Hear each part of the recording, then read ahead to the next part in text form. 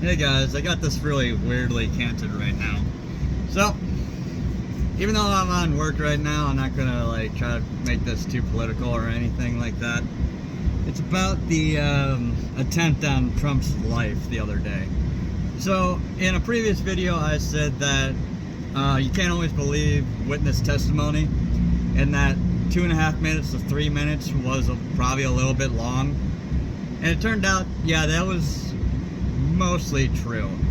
It was closer to like 80 seconds, which is 80 to 90 seconds. I think it was like 86 seconds. So if you watch the actual videos that are out and then you compare the audio that's in the background to what's actually happening, the guy gets spotted about 2 minutes and 2 seconds before he actually takes the shot. And he starts climbing on the roof about 86 seconds before he actually takes the shot. So, yeah, it wasn't exactly 2.5 minutes, but it was still an unreasonable amount of time. There's also now a bunch of stuff that came out. One, the counter snipers that are in the picture with Donald Trump are not the ones who took the shot, because apparently there was a tree in the way, which would also explain what I was talking about before about how the sniper rearranged his position, because he was trying to get into a position to see through the leaves of the trees, which makes sense. And then, based on the echoes that were happening at the time, there were three shooters. And at first I thought the guy was shooting way too fast, like he was trying to just like pound out rounds. But he also didn't have a scope. I think he had iron sights.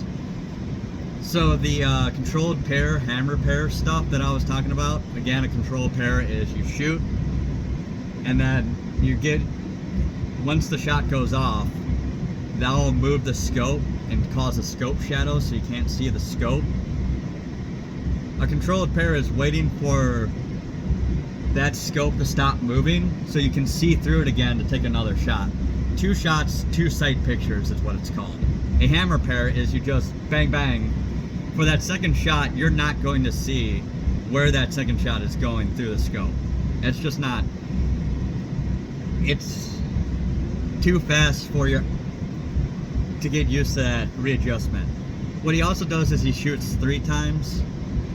And again, like I said, when you do that, like rather quickly, the second shot's going to be way off. But it appears that the first shot was the one that actually hit him, and then the other shots went wild. Just because he probably wasn't in a good stable position, so once he shoots that first shot, it pulls him towards where his body is naturally aimed. So he like forced it there, fired, and then his body moves to where it wants that rifle to actually be pointed. Which is why it was so miserable how bad his aim was. The guy was clearly an absolute amateur. Which is also why I just don't believe that there was a conspiracy. If anything, the Secret Service was set up to fail by the director, in my opinion. And I also believe Dan Bongino, Donald Trump Jr., Dr. Steve Turley, and I believe there was another one, who all point out that, I think it was Tucker Carlson actually, that all point out that the Secret Service that were with Trump at the rally all love the guy. They love working for him, and like there's not a disloyal member among them. So it really does seem like incompetence. There is now talk of a 3rd shooter, but you have to remember there's also 6 counter snipers. So yeah, there could easily be, and then God only knows how many like cops there were. They say that there were like 3 reports from like 3 different weapons. Several cops saw the guy on the roof. One guy, like 2 cops didn't find the ladder in time, so one of the cops lifted another cop up, who grabbed onto the ledge, who like kind of did a pull up, looked over the edge, and the guy apparently saw him and pointed his rifle at him, and the cop was like, oh crap, because he can't reach for his gun like that, he can't reach for his radio like that, so he slips, falls off, falls on his back, falls on the other guy. So like Three Stooges style, these guys are laying on the ground, and apparently they pulled out their radios and tried to call it in. And then the guy, like 10-20 seconds later, starts shooting, however long it took him to actually get the radios out. But the sniper was clearly rushed after that. For all those people out there right now who are criticizing those two cops, they probably saved Donald Trump's life. In theory. Because they forced the shooter to panic and start firing immediately. And because he did that, he fired at the exact wrong time where Donald Trump was talking about something that was on the Jumbotron. And the dude was obviously probably not paying attention to the speech at that point. So he didn't notice that Donald Trump was starting to talk about something that would cause him to look over at something else going on around him. And that is what saved Donald Trump's life. Now, if the cops had stopped the dude from even going on the roof, or had been able to stop him from coming in with the ladder, sure, then yeah, that's more of a reasonable take on it. But also, the Secret Service is clearly trying to throw the cops under the bus, because the police department came out and said, hey, we weren't in charge of that building, we weren't in charge of security, we were in charge of foot traffic to make sure like no stampeding, no like fights break out, like that kind of stuff. So they weren't the ones to secure anything. There was also some misinformation that came out because because the director of the Secret Service is so incompetent. She said that the building that the sniper was on was a base of operations for the Secret Service and that they were stationed inside the building. It turns out that's not true. They were stationed in a nearby building. She is completely incompetent. She needs to be fired, maybe even arrested. I mean, I don't know if the head of the Secret Service is supposed to be at every Trump rally. No, obviously not. That's obviously not supposed to be the case, because there's multiple protectees that need to be protected. So the head of the Secret Service is not going to be at every rally. The people on the ground should have been able to handle it if they noticed like something weird going on, or if they came in a few hours beforehand and did a double check to make sure that their plans were like as secure as possible. But it was clear that the Secret Service was set up to fail. Now, I'm not saying there was a conspiracy or anything to kill the president. I still don't want to come to that conclusion. And also, I don't have the evidence to show it. But for the fact of the matter is that a lot of the agents that were on scene, loyal or not, and as far as we're aware, extremely loyal to Trump, were not the most competent people for the job.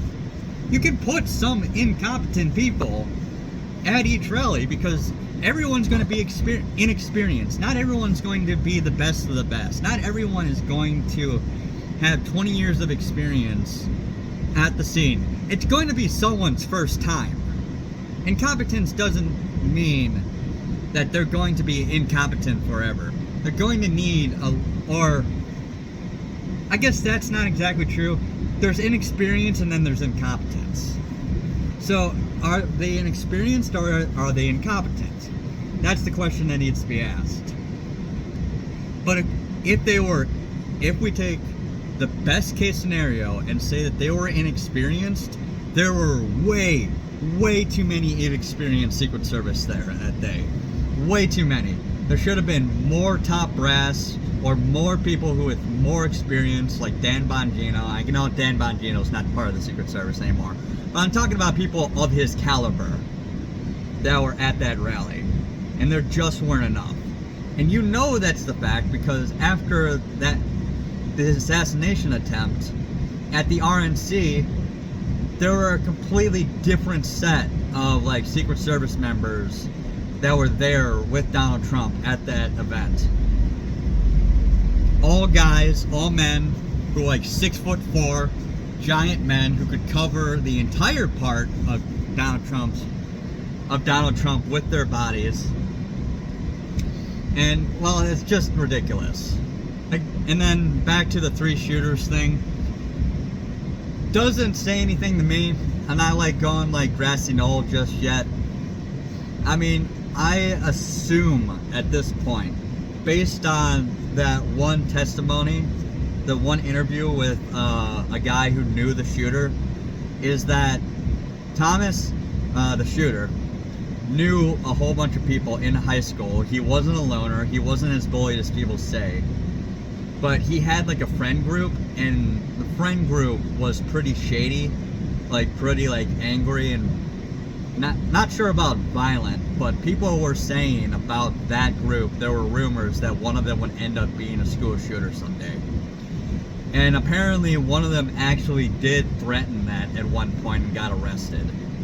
Is the basic gist of what I get. I don't want to spread more misinformation, but I mean, that's what it seemed like. That's kind of what I heard coming out of that. I'm not sure about how much of that is accurate, but I wouldn't be surprised if there were other people in his friend group that he still kept in contact with, where he's like talking to them about how to make bombs, how to like shoot, how, like that kind of stuff.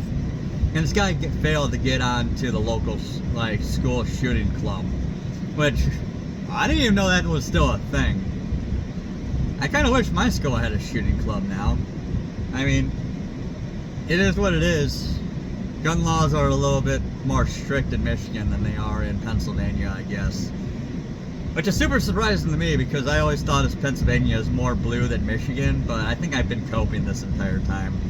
I think Michigan, out of all the Rust Belt states, is the most blue out of all of them, which is sad, because for the longest time, or like state senate and state house were controlled by Republicans. Now the main holdout for Republicans are the supervisor positions in the county,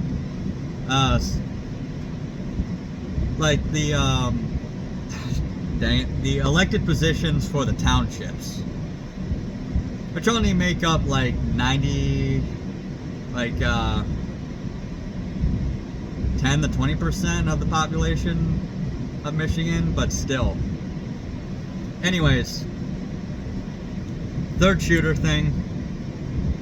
Until we get more information, that's absolutely meaningless information. Until we know whether or not the third shooter was a counter sniper. Again, there were 6 snipers on 3 different roofs from 3 different vantage points.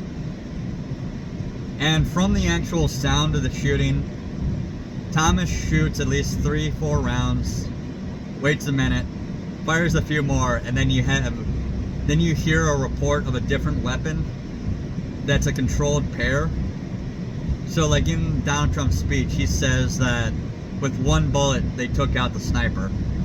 From that, the sound of the report, it sounded like that sniper actually fired 2 rounds to make sure that the dude went down, which is standard operating procedure basically for everybody. Doesn't matter like your branch, doesn't matter your service. 2 shots at the very least, controlled pair, take down the sniper. And again, they probably had like relatively high power scopes that were variable that you could just adjust. I don't know if they have a SCO or what they have, but it probably has many different settings on it, and they probably like scoped in and like, yeah, that dude is done for. So still not to the point where I'm willing to say that there was any conspiracy or anything, but the fact that the Secret Service director refuses to stand down, that Joe Biden refuses to fire her, and then Mayorkas refuses to fire her, tells me that they really don't care that the former President Trump, was almost shot. They really do not care. They're just going to boost up the security for Trump. They gave security to RFK Jr., and Trump basically said, you better give this guy security. I mean, someone already tried to shoot me. Why would someone not try to shoot a Kennedy? I mean, for God's sakes. So, yeah. I mean, that's all I got for now, guys. I've been listening to a lot of videos of it. There's a lot of details I'm leaving out that I'm not thinking of right now, or like will take too long to get into. there's a lot of information, and there was some contradictory information. For example, some people are starting to say like the guy was on the roof for 26 minutes. No, he went on the roof 26 minutes beforehand with a rangefinder. They saw him, and then he like got down real quick, ran out of the rally, like in a sneaky fashion that they lost track of him, and then he went and got his equipment and came back. But in that 26 minutes, they should have found the ladder and taken it down. There was, at the very minimum, high levels of complete and utter incompetence. It's a miracle that Donald Trump is alive. And the cop that climbed onto the roof may have made the dude rush the shot, but if Donald Trump hadn't turned his head, that was still a kill shot. So, I mean, it is what it is. And then there's like how the fact that this kid know how to fire a rifle. There was also some contradictory information saying that the FBI couldn't get into the guy's cell phone. They could get into his cell phone. They just couldn't find anything on it. And then they figured out that he has 2 cell phones. And then they couldn't find anything on his laptop. So this dude has been using, I don't know, either he's using a second computer somewhere else, he had a buddy that was also kind of in on it, whose computer he was using, or something. And I think that would be like the most rational explanation, is that someone else knew that he was going to do this, or that he was using a buddy's laptop who was sympathetic but maybe didn't know exactly what this dude was planning, just so this guy could cover up his own history. And then his buddy, if anything, would be the one being caught. Now, I mean, that's just one theory that I personally have. But before I get too much into speculation, I'm going to wait a little bit. I still don't trust the FBI at all. I don't trust the head of the Secret Service. I don't trust the Biden administration to do the right thing. But I think I'm going to leave it at there, guys. Again, don't know when I'm going to post this. Probably going to come out the day after the Destiny episode, which hopefully I start uploading that tonight once I get back from work. And that'll be up on Sunday, so maybe this will be up on Monday. So the information on this will be slightly out of date, but hey, it is what it is. I might post this one first, if that's the case, just so it's slightly more up to date. And I'm also a day behind, so yeah, it would make more sense for me to upload this for Sunday. So anyways, that's it for now. Bye.